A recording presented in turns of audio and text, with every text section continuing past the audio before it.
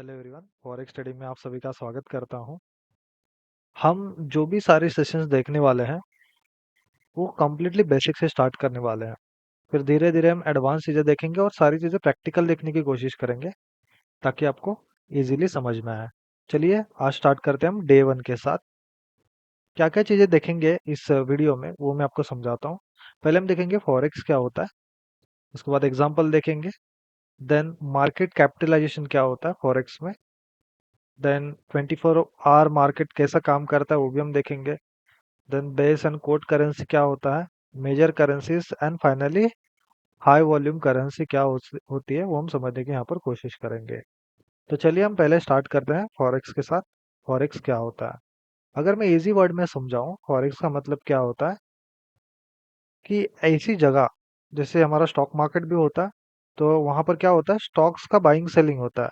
उसी तरीके से ऐसी जगह पर जहां पर करेंसीज का बाइंग सेलिंग होता है, बॉट एंड सोल्ड और एक्सचेंज जहां पर किया जाता है उस प्लेस को बोला जाता है फॉरेक्स। तो फॉरेक्स का मतलब क्या है, फॉरेन एक्सचेंज।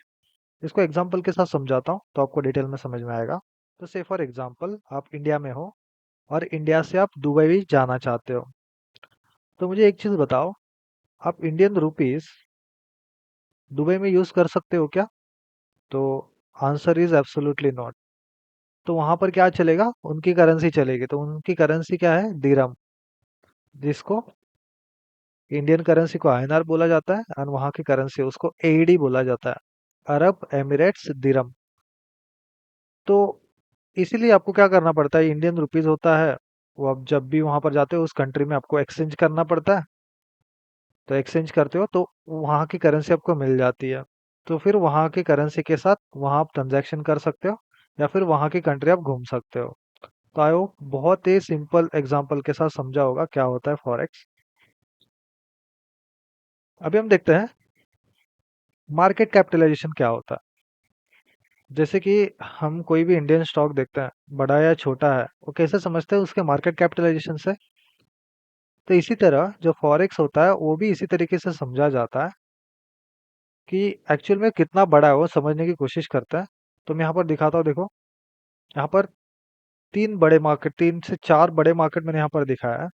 एक है न्यूयॉर्क, फिर उसके बाद में देखो जापान के है, ये सारे मार्केट्स है। तो अगर आप देखोगे फॉरेक्स मार्केट कितना बड़ा है, देखो 7.5 ट्रिलियन मार्केट इसका मार्केट कैपिटलाइजेशन है। तो आपको इसे ही समझ में आया होगा कि कितना बड़ा मार्केट है एंड कितनी लिक्विडिटी है इसमें।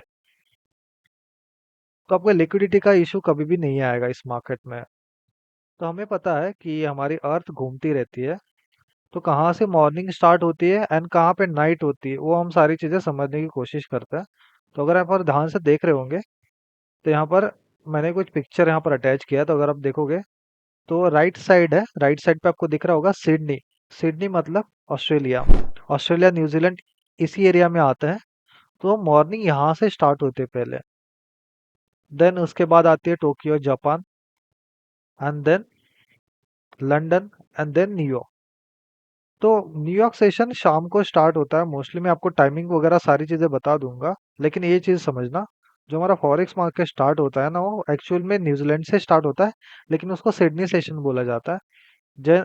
देन उसके बाद स्टार्ट होता है जापान सेशन, टोक्यो सेशन जिसको बोला जाता है, उसके बाद लंदन सेशन, एंड लास्ट में स्टार्ट होता है यूएस सेशन जिसको न्यूयॉर्क सेशन बोला जाता है।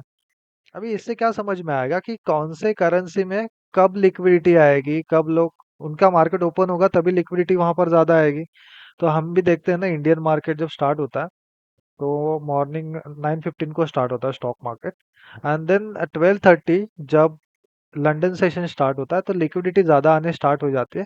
फिर से वहाँ पर इंडियन मार्केट तेज़ी से मूव होना स्टार्ट हो जाता है, क्योंकि वहाँ से भी उस कंट्रीज से भी लिक्विडिटी यहाँ पर आ जाती है इंडियन मार्केट में। अभी ये तो समझा होगा आपको कि मार्केट 24 आवर्स चलता है, क्योंकि किसी कंट्रीज में मॉर्निंग होती है, किसी कंट्रीज में नाइट होती है, तो इसीलिए मार्केट 24 आवर्स चालू रहता है। और मार्केट सैटरडे एंड संडे को बंद होता है। तो 5 डेज मंडे टू फ्राइडे चालू होता है। अगर आपको ये भी समझा होगा कि मार्केट का टाइमिंग क्या होता है और कब चालू होता है। उसके बाद हम देखते हैं बेस एंड कोट करेंसी क्या होता है? तो बेस करेंसी मतलब प्राइमरी करेंसी, मतलब अगर ये ऊपर जाएगी तो आप ऐसा अज्यूम कर रहे हो कि इसमें प्रॉफिट होगा या अपसाइड जाएगी। बेस करेंसी को अगर आप बाय कर रहे हो तो इसका मतलब आप ऐसा सोच रहे हो कि ये करेंसी ऊपर जा सकती है। एंड कोट करेंसी मतलब इस करेंसी के अगेंस्ट, यूएस डॉलर के अगेंस्ट यूरो डॉलर ऊपर जा सकता है, ऐसा आप सोच रहे हो। तो अभी ये अलग अलग रेट होता है कंट्री वाइज। अभी ये भी इकोनॉमिक कंडीशन के साथ डिफर करता है कि अगर किसी कंट्री की इकोनॉमिक कंडीशन, फाइनेंशियल कंडीशन अच्छी है तो वो कंट्री की करेंसी ऊपर जाती है, स्ट्रांग होती जाती है। ठीक है, इसको एग्जांपल के साथ समझते हैं। हम इंडियन यूएसडी आईएनआर के साथ मैं समझाता हूँ। देखो मैं आ गया हूँ यहाँ पर ट्रेडिंग व्यू पे। अभी यहाँ पर एक करेंसी है यूएसडी आईएनआर, मैंने इंडियन करेंसी का एग्जांपल लिया यहाँ पर यूएसडी आईएनआर, मतलब यूएसडी के साथ आईएनआर। मतलब अभी यहाँ पर क्या होगा, अगर यूएसडी अगर आप इसको बाय कर रहे हो इसका मतलब यूएस डॉलर स्ट्रांग होगा, ऐसा आप सोच रहे हो। तो अभी यहाँ पर देखो ये नीचे है, इसका मतलब यूएस डॉलर वीक हो रहा है।